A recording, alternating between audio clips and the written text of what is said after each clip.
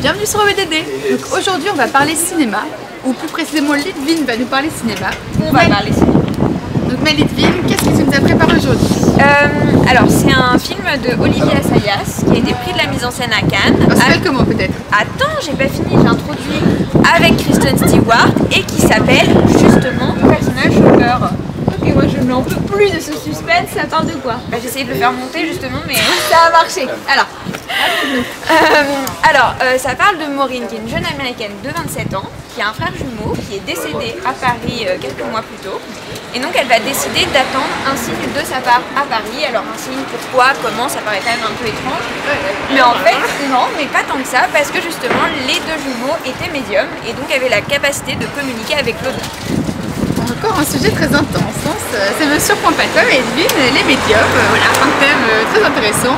Oui, c'est un thème intéressant et surtout la manière dont il est traité est intéressante parce qu'il est allié à un autre thème qui est celui de la mode, qui pourrait paraître qui pourrait paraître plus superficiel. Voilà, c'est un alliage qui est finalement assez surprenant mais qui fonctionne très bien. On peut voir ça comme la mode un peu pour le corps et puis les médiums pour l'esprit.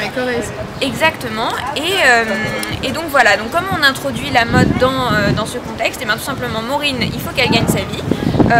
Elle a 27 ans, donc elle travaille en tant qu'acheteuse professionnelle, personnelle, d'une jeune mannequin russe avec qui donc elle choisit les vêtements. Ok, bon rien à voir mais ça me dit quelque chose. Assayas et Stewart, c'est pas la première collaboration du tout, non, ils ont réalisé ensemble donc Sils Maria qui était une formule qui avait déjà aussi très bien fonctionné.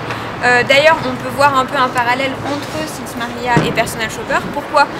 Parce que dans Sils Maria c'était une jeune assistante qui est jouée par Kristen Stewart qui donnait la réplique à Juliette Binoche qui incarnait une actrice en fin de carrière et qui avait le premier rôle. Et cette fois-ci dans Personal Shopper, celle qui a le premier rôle, c'est pas la star, c'est l'assistante et c'est Kristen Stewart qui le joue et c'est génial.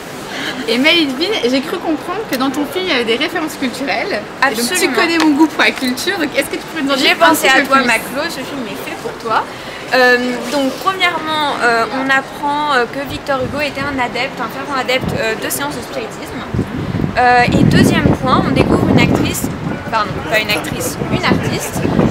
qui est un peu intrigante, qui s'appelle Hilma Afklint, parce qu'encore une fois je suis pas en suspense, et qui du coup, donc Hilma Afklint est un peu une précurseuse du courant qui a eu lieu, du courant abstrait, qui a été porté par Malevich, Pougnan, Kandinsky, etc.